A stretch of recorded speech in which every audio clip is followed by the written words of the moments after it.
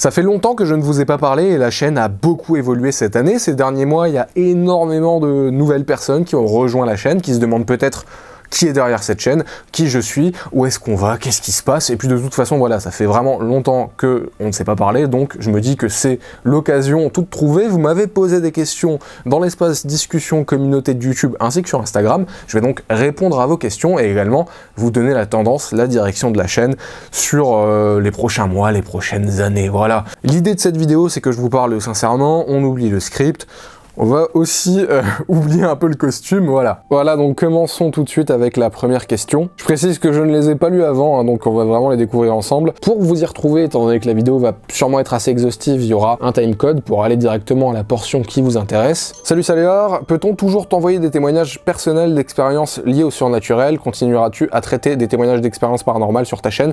Alors, vous pouvez m'écrire à témoignagesailar@gmail.com. Est-ce que je continuerai à les traiter sur la chaîne? Comme vous pouvez le voir, le format a un peu repris. Je le revisite, j'essaye d'en faire vraiment un récit narratif, j'essaye de sélectionner des sujets qui n'ont pas déjà été traités, j'essaye surtout de vous raconter des témoignages sur lesquels je peux ajouter une espèce de plus-value, humblement évidemment, juste voilà, donner des pistes de réflexion, parce que le but c'est toujours de vous proposer du divertissement, mais on parle quand même d'histoires vraies, de cas qui peuvent parfois être émotionnellement assez durs, vis-à-vis du témoin, donc voilà, c'est en fonction des témoins, est-ce qu'ils sont d'accord ou pas, et ensuite, est-ce que moi j'ai quelque chose à apporter ou pas en les partageant avec vous. Mais oui, j'ai décidé de reprendre ce format, notamment depuis les nouveaux outils d'illustration par intelligence artificielle, dont on parlera tout à l'heure, je pense. Continueras-tu à te rendre dans des lieux chargés en légendes et mystères en France? Donc merci Darkem pour tes encouragements. J'espère, oui, bien sûr. Alors déjà, il y a la série qu'on fait depuis plusieurs années maintenant avec Tolton Voyage, qui est réalisateur voyage spécialisé dans le voyage bas carbone. On a fait vraiment déjà beaucoup de départements en France avec lui, ça m'a permis de découvrir énormément de choses en France, beaucoup de folklore français locaux, et idéalement j'aimerais beaucoup poursuivre ça. C'est une démarche moi qui me tient à cœur, que je trouve intéressante, et surtout que je trouve un petit peu importante par rapport, on va dire, aux folklore locaux, à des histoires qui parfois peuvent se perdre encore un peu, et que je trouve importante d'être racontées, voilà. Hello, déjà merci pour ton boulot, écoute, ravi que ça te plaise, on regarde ça en famille, ça me fait plaisir quand je sais que certaines personnes regardent ça un peu en famille. Est-ce que tu as un mythe, légende, creepypasta ou cryptide qui t'a déjà terrifié ou fait faire des cauchemars? Je pense que c'est le Reik, et je pense que ce sont les premières légendes un petit peu d'internet. Et ma chaîne, j'ai un peu commencé comme ça, en voulant partager des légendes urbaines d'internet, parce que premièrement j'étais assez jeune, deuxièmement internet c'était un médium assez naissant, c'était un espèce d'océan de tous les possibles, ou potentiellement, en tout cas dans mon imaginaire de très jeune que j'étais, potentiellement on pouvait trouver des preuves de l'extraordinaire, du paranormal qui aurait pu être filmé, vous savez ces enregistrements qu'on a tous vus 1000 fois de mauvaise qualité, etc.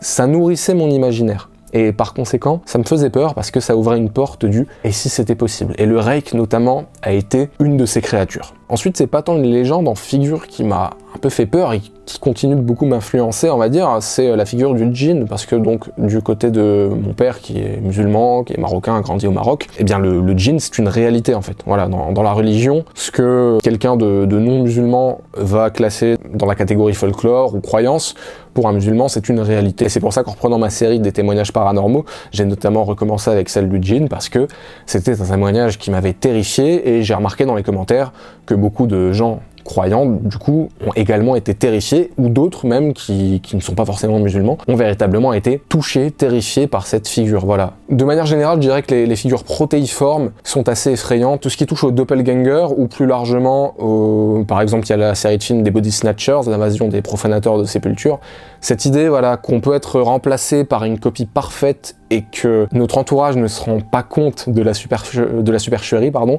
c'est quelque chose qui me terrifie, je sais pas pourquoi. On a tous des sensibilités différentes par rapport à l'horreur, et moi c'est ce genre d'horreur qui m'effraie, un peu protéiforme, mais c'est cette horreur un peu Lovecraftienne, ou même comme Junji Ito, qu'on esquisse, qu'on arrive à peu près à se représenter, mais qui est toujours suffisamment flou pour que notre imaginaire fasse les 50% restants du chemin. En tout cas, je sais que ce sont ces figures-là qui continueront de m'influencer, de me faire peur toute ma vie, je pense. Est-ce que tu feras une vidéo sur le Atman distinct des Shadow People?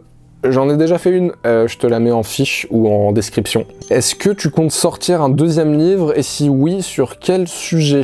Et merci pour tes encouragements. On a sorti France Obscure avec Obscurity l'an dernier et c'était déjà une sacrée aventure, hein. Ça a été une aventure qui a duré presque 2 ans au final entre le financement participatif et la sortie, on va dire, en librairie et tous les à côté, hein. Il y a eu un essai, il y a eu des magazines posters, il y a eu tout un tas de choses. Je ne ferme pas la porte à une suite un jour parce que c'est quelque chose qui m'intéresse vraiment. Potentiellement oui, mais pas pour tout de suite. Pour le moment, je veux vraiment me concentrer sur la chaîne, la développer. Avec toutes tes recherches, arrives-tu encore à croire au paranormal ou au contraire, à force, tu t'es rendu compte que les gens inventent des légendes, s'inventent une vie pour le sensationnel ou ont une perception biaisée ou incorrecte? Merci encore pour tes encouragements et en fait c'est une question à laquelle tu réponds toi peut-être avec ta réponse de ce que j'ai l'impression de comprendre de ta question. J'ai une approche fortéenne, c'est-à-dire que ce qui m'intéresse par-dessus tout c'est le mystère, les éléments étranges, le fait que des personnes disent là il y a un élément ou quelque chose qui ne colle pas, soit parce qu'on a telle preuve, soit parce que j'ai vu telle chose. Ce qui m'intéresse avant tout, c'est de collecter les faits et ensuite évidemment d'essayer de raison garder, hein, de faire la part des choses entre ce qui tient purement du témoignage, ce qui est une preuve matérielle, mais même les témoignages, ce qui va m'intéresser ensuite derrière, c'est pourquoi cette personne voit ça, si pour elle c'est vrai, comment est-ce qu'on peut le comprendre, et en fait, tu tires un peu une pelote de laine qui t'amène vers d'autres disciplines et je trouve que c'est transdisciplinaire et c'est plutôt ça qui m'intéresse en fait, c'est que j'apprends toujours de nouvelles choses, je m'intéresse à des sujets vers lesquels je ne serais potentiellement jamais allé grâce à ces histoires extraordinaires. Et c'est pas tant la finalité de savoir si ça existe ou pas, c'est un peu la grande question à laquelle de toute façon tout le monde aura sa réponse. Ce qui m'intéresse dans tout ça, ce sont donc non seulement l'enquête, la recherche de connaissances, mais également le fait derrière de pouvoir vous raconter une histoire, un fait extraordinaire, vous embarquer dans un récit et vous lancer comme moi dans une espèce de quête de tiens, ce sujet a l'air intéressant et si j'allais essayer d'en savoir plus, parce que c'est un peu ce qui moi m'anime tous les jours et évidemment j'ai envie de vous partager tout ça, j'ai envie de vous donner également envie de vous intéresser à tout ça. Je ne suis pas là pour dire aux gens quoi penser, quoi faire. Par contre, j'ai un devoir que j'estime moral, là vous êtes d'accord ou pas avec moi, peu importe. J'estime avoir un devoir moral par rapport au sujet que j'aborde, touche donc à la croyance, aux croyances des gens sous toutes leurs formes, et par rapport à l'audience également que j'ai, hein, qui même si elle n'est pas conséquente ou à millions, touche quand même raisonnablement des centaines de milliers de personnes par mois en France, ou en tout cas dans le monde francophone. Pardon. Et j'estime donc avoir un devoir moral de faire attention à mes sources, de peser mes mots, et je marche en permanence un petit peu sur des œufs avec ces sujets, mais ce sont des sujets qui me passionnent en fait. Donc pour boucler un peu par rapport à tes questions, c'est pas le oui ou le non qui m'intéresse, c'est tout ce que ça ouvre derrière qui m'intéresse. Je laisse une porte ouverte en fait. Et je considère que c'est pas grave si à la fin il n'y a pas un point final, si à la fin je suis pas convaincu d'un fait, d'une solution ou d'une autre. Voilà, j'aime bien juste questionner, essayer de réfléchir, essayer de tendre vers une explication, souvent la plus rationnelle, encore par rapport à ce devoir moral dont je vous parlais tout à l'heure. Mais après, je pars du principe que je fais surtout du storytelling, de la narration d'histoire. Je viens pas pour dynamiter des croyances, ou au contraire pour essayer d'en imposer d'autres. Est-ce que des vidéos en feat avec Feldup ou le Grand JD seraient possibles? Il y a des discussions. Mais les feats, je pars du principe qu'en général, je fais des collaborations quand les univers de deux chaînes ou de deux créateurs peuvent créer quelque chose de cohérent. Mais il se trouve que j'aime beaucoup ces deux chaînes et ces deux créateurs-là, donc l'avenir nous le dira. Bonjour, quels sont tes sujets de prédilection? Plus que par sujet de prédilection, c'est surtout que je lis beaucoup, je fais énormément de veille, que ce soit des vidéos YouTube ou des livres ou des articles. Dès que ma curiosité est titillée sur quelque chose où je me dis tiens, cette histoire elle sort vraiment du lot, ou tiens mais pourquoi il s'est passé ça, et que j'ai envie d'en savoir plus, en fait je creuse, mais je dirais que les sujets vraiment de prédilection sont ceux où j'arrive pas à me convaincre, ou même si je connais l'explication la plus rationnelle, le cas est tellement épatant, saisissant, troublant que pour moi le mystère est toujours là. Ça va être le cas de la vidéo de ce samedi que vous avez du coup déjà peut-être découvert sur le mystère du masque de plomb, mais également par exemple du mystère du col Dyatlov qui est un drame absolument terrible. Ça stimule tellement l'imaginaire que le réel finit par se mêler à l'imaginaire, on va dire, et il y a tout un travail à faire dessus pour essayer de comprendre quels sont les faits véritables et surtout comment essayer de travailler méthodiquement sur faire la lumière sur ces faits-là. Salut, tu devais aller faire une enquête, une vraie dans une maison en bordure de forêt ou entourée par la forêt, soi-disant hantée par un abonné qui l'avait raconté dans un live ou une vidéo. Oui, c'était vers 2019-2020, c'était sur une colline, effectivement, c'était assez saisissant. Alors, les enquêtes sur le terrain, si vous avez suivi l'ARG que j'ai fait avec la maison hantée de René, c'est un peu ce propos-là, c'est-à-dire que c'est quelque chose de très compliqué. Pour les plus anciens qui me suivent, vous savez que j'avais collaboré avec la Tronchambier autour d'une vidéo sur le spiritisme, qui je trouve était vraiment super, très didactique, j'ai beaucoup appris à leur contact, et cette vidéo, par exemple, je l'avais mise en répertorié parce que un an après, la personne qui était donc en vidéo, il y avait eu des répercussions par rapport à cette vidéo dans sa vie privée, et donc voilà, je l'ai mise en répertorié parce que le but c'est d'offrir, on va dire, un divertissement qui peut être un peu didactique, qui peut être un peu culturel, ou s'en rapprocher en tout cas, mais le but c'est pas d'apporter une forme de négativité, voire dans le pire des cas de harcèlement envers la personne qui est le sujet de la vidéo. Suite à ça, j'avais fait d'autres vidéos, notamment avec quelqu'un qui se disait voyant, qui ne sont jamais sortis, parce que soit je me posais la question, moi, du protocole, en fait, tout simplement, est-ce que j'ai bien fait les choses? Je me suis aussi posé la question, voilà, de tout simplement d'exposer une personne, voilà, son image publiquement sur internet, surtout sur ces sujets qui sont quand même assez clivants. Voilà, tout ça, ça m'a beaucoup fait réfléchir en fait sur le danger aussi d'exposer des personnes sur ces sujets, et en fait ça dépendra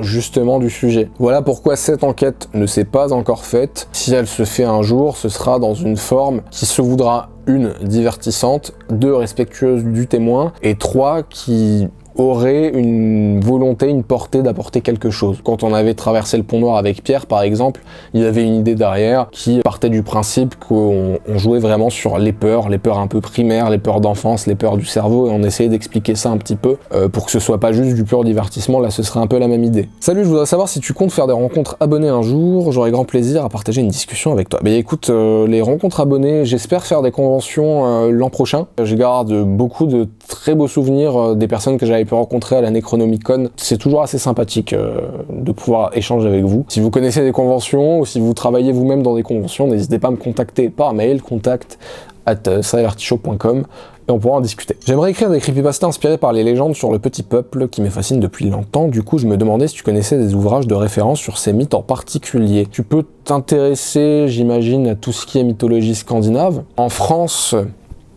Attends... En historien, je te recommanderais Claude Lecouteux, là c'est un des premiers noms qui me vient en tête. J'ai ce dictionnaire de la France merveilleuse, qui te permet de puiser pas mal d'inspiration assez sympathiques, et pour le coup c'est local, quoi, c'est vraiment sur la France. Quelles sont tes préférences en matière de documentation? Donc tu commences par internet, les livres, etc., c'est très bien, et ensuite faut vraiment pas hésiter également à demander à des gens, parce que il y a énormément de gens passionnés par tout un tas de choses qui se feront un plaisir de t'en parler pour peu que tu leur demandes poliment. Avec l'IA, tu as des super visuels pour illustrer tes vidéos. Est-ce que des abonnés pourraient te partager dessins, photos, etc. pour avoir un peu de visibilité? Alors, par rapport à toute la problématique de l'IA, il y a Atom qui a fait une vidéo sur sa chaîne, je vous renvoie vers elle si vous avez des questions par rapport à la chaîne, ou même pour savoir précisément ce que je pense par rapport à l'intelligence artificielle. Je vous invite vraiment à regarder sa vidéo parce que je partage notamment ce qu'il dit, et également comment il voit l'avenir par rapport à ça. Moi, l'IA, je l'utilise en tant qu'outil. Quand j'illustre mes vidéos avec l'intelligence artificielle, ce n'est pas de l'art. Avant l'IA, depuis des années, je payais des banques images, des stocks, des banques stocks, souvent assez impersonnels. Je retravaillais vraiment les images pour leur donner un peu le style que je voulais, mais c'était des rushs que je retrouvais parfois chez d'autres collègues youtubeurs, que ce soit francophones ou anglophones, donc on était assez limité. Je vois ça comme une véritable révolution en termes d'outils, par exemple pour illustrer mes vidéos, pour illustrer des choses sur des sujets où il n'y a pas d'illustration qui existent. Évidemment que ça soulève tout un tas de problématiques, mais encore une fois, Atom en parle très bien dans sa vidéo. Après, quand il y a des artistes que j'aime beaucoup, je les partage de toute façon. J'essaye autant que faire se peut de bosser d'ailleurs avec des boîtes dans le domaine culturel, si possible français, pour promouvoir un peu des artistes locaux ou francophones, tout simplement, parce que à titre personnel c'est important. Quelle est ta pire expérience paranormale qui t'a vraiment fait flipper? J'en ai déjà parlé, donc je vous renvoie plutôt vers les vidéos où j'ai déjà raconté ça, mais ce qu'il faut retenir par rapport à ça, c'est qu'évidemment j'ai vécu des choses dont j'ai toujours aujourd'hui du mal à m'expliquer. Ça veut pas dire, et c'est une phrase que je dis de temps en temps mais que je trouve assez pertinente, ça ne veut pas dire que ce que j'ai vécu est inexplicable, mais ça veut dire que par rapport à la portée émotionnelle que ça a eu sur moi, j'ai du mal à me l'expliquer, voilà. Est-ce que ça te botterait de parler d'ethnologues, d'anthropologues qui ont bossé sur des thématiques, savoir la place que prennent ces comportements spirituels en société?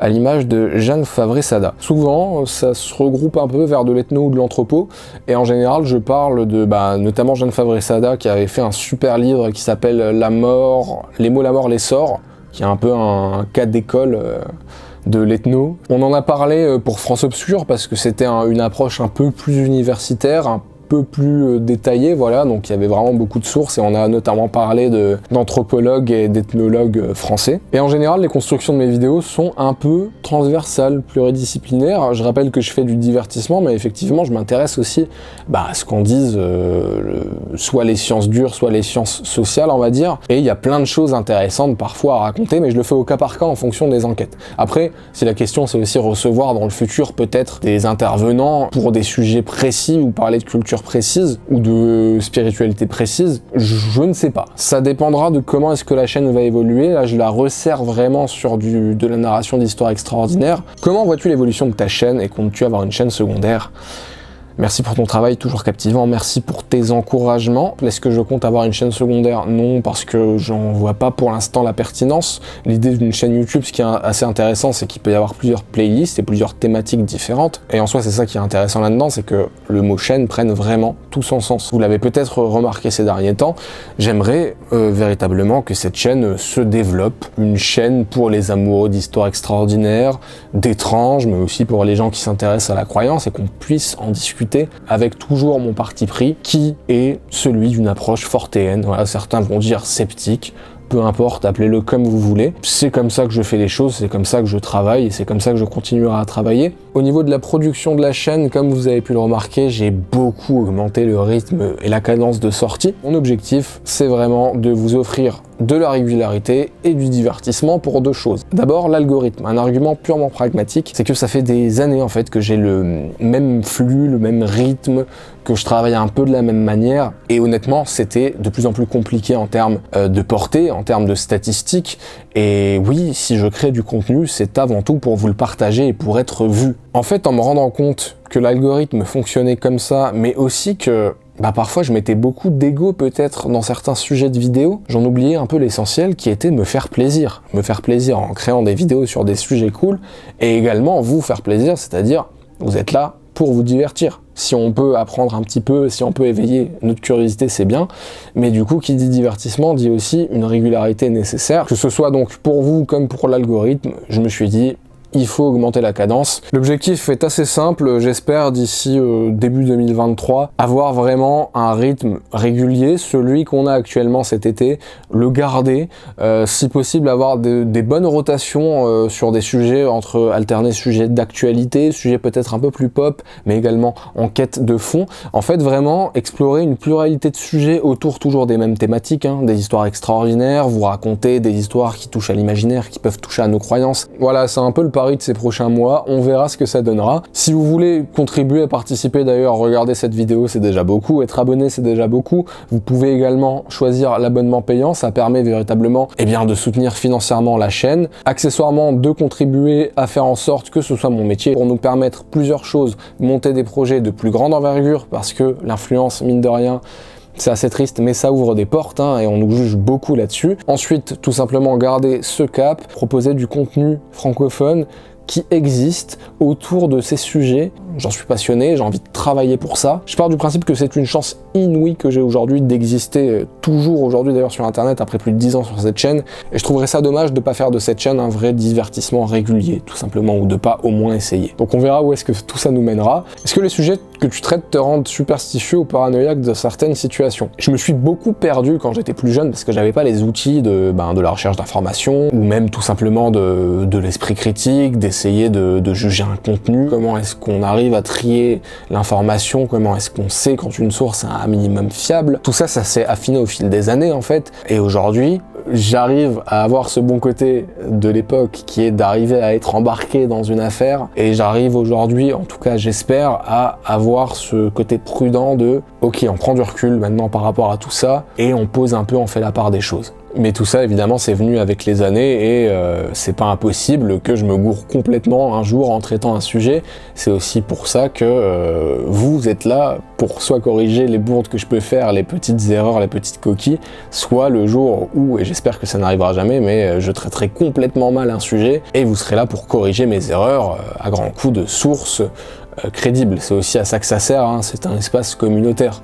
Je ne fais pas parole d'évangile. Parce qu'il y aura toujours les lives à la rentrée. L'émission live, j'y crois beaucoup. Je suis ravi, très heureux de voir que beaucoup d'entre vous l'apprécient également. Je suis surtout ravi de pouvoir travailler avec une équipe vraiment superbe. Et elle va revenir, il faut juste que je revoie la forme parce que vous avez été beaucoup à nous dire que la forme était un peu austère. Je trouve aussi, j'aimerais donner un côté un peu plus convivial à l'image, voilà. Parce qu'après, derrière ça, voilà, il y a quand même John Z qui nous accueille, qui sont nos partenaires depuis le début sur cette émission live, qui font aussi un travail technique absolument formidable. Et j'ai un peu envie, voilà, de voir comment améliorer la formule, et ça reviendra quand ce sera amélioré. Ton endroit coup de cœur 2022. C'est difficile à dire parce que j'ai découvert beaucoup de coins en France, même en 2022, que je ne connaissais pas. L'Ariège a été un coup de cœur parce que, je dirais plutôt que c'était parce que c'était le plus dépaysant, voilà. J'ai moins l'habitude de voir des montagnes, de voir des forts à perte de vue.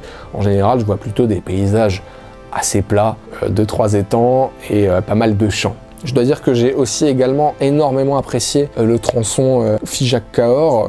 J'ai eu la chance de faire un bout de Compostelle parce que je cherchais quelque chose qui mêlait à la fois patrimoine, des beaux paysages et aussi un petit effort physique, voilà. Et j'ai trouvé tout ça dans Compostelle. J'avais peur un petit peu du côté religieux, n'étant pas particulièrement religieux, même si j'adore voilà, découvrir des édifices religieux quels qu'ils soient, parce que ça fait partie du patrimoine, je trouve. Et au final, ça s'est très bien passé. Ça a été un grand coup de cœur, ce tronçon-là. Figeac et Cahors aux alentours, donc là ce serait plutôt cette portion du chemin de Compostelle que je vous recommande beaucoup. Je vous en reparlerai peut-être ultérieurement parce qu'il y a énormément d'anecdotes vraiment sympas, mais voilà, si vous aimez la marche, en tout cas si vous aimez la rando, la nature, ça fait partie aussi d'un grand endroit coup de cœur. Mais globalement, ce que je fais avec Tolt, c'est-à-dire le tournage qu'on fait en France un peu partout, me fait me rendre compte que pour peu qu'on trouve toujours un point de curiosité ou un sujet qui nous intéresse un peu, ou qu'on se laisse un peu embarquer, ou qu'on trouve la bonne personne qui nous présente le sujet de la bonne façon, on va dire, sous le bon angle, qui va nous parler à nous, il y a toujours des choses à découvrir, quoi. Je comprends d'autant plus tous ces livres de folkloristes que j'ai pu découvrir et dévorer pendant toutes ces années. Le fait d'aller sur les lieux de tel ou tel endroit à légende, c'est quelque chose d'assez particulier. De dire que ce sont des endroits dans lesquels il y a telle et telle histoire qui se raconte depuis des centaines d'années, et t'y es enfin. Ça rajoute aussi un peu de magie, on va dire, à tout ça. Donc beaucoup d'endroits coup de cœur et j'espère que ça continuera comme ça. Voilà, bah écoutez, en guise de mot de la fin, un grand merci, hein. On le dit jamais assez, hein, ça fait consensuel. Évidemment, il y a du travail derrière, évidemment, je produis les vidéos, évidemment, je vous les soumets, évidemment, il y a un minimum d'intérêt, sinon vous ne serez pas là. Maintenant, il faut quand même se dire quelque chose, tous les créateurs de contenu existent évidemment grâce à vous. Hein. S'il y avait personne pour nous regarder, on ne serait pas là. Et il y a également un facteur chance par rapport à tout ça. Et encore, je produis du contenu modestement dans mon coin, mais pour le moment, j'ai la chance de pouvoir en vivre. Et tout ça, ça s'est construit sur 10 ans. Mais ce que je veux dire par rapport à ça, c'est qu'il y a des questions qui me reviennent souvent, de personnes de tout âge, hein, qui ont envie de créer, de partager des choses, qui ont envie de partager leur passion, qui ont envie de réussir, etc. Et c'est ce que vous disent tous les créateurs de contenu, c'est que j'imaginais pas un seul instant qu'un jour, j'en serais là. Il y a des vidéos que j'ai mis en privé, il y a d'autres que j'ai supprimées, il y en a qui sont jamais sorties. Si vous voulez créer des choses, créez. N'ayez pas peur de rater. Si vous souhaitez soutenir cette chaîne et son rythme de production, je développe donc beaucoup l'abonnement payant. Merci à tous ceux qui deviennent membres de la chaîne, ça me touche vraiment beaucoup. Et enfin, merci évidemment à vous tous qui m'avez regardé, écouté même jusqu'au bout. J'espère avoir pu vous éclaircir sur certains aspects de qui je suis et de qu'est-ce que je fais. Si vous avez encore des questions, je vous renvoie à mes précédentes foires aux questions. Je vous les partage là, même si évidemment avec les années, mes avis ont pu un peu évoluer. Ou en tout cas, voilà, peut-être avoir d'autres informations et avoir des réponses aux questions que vous vous posez encore éventuellement. Bon bah écoutez, il me reste plus qu'à vous donner rendez-vous à la prochaine vidéo. Et une dernière fois, merci. Au revoir tout le monde.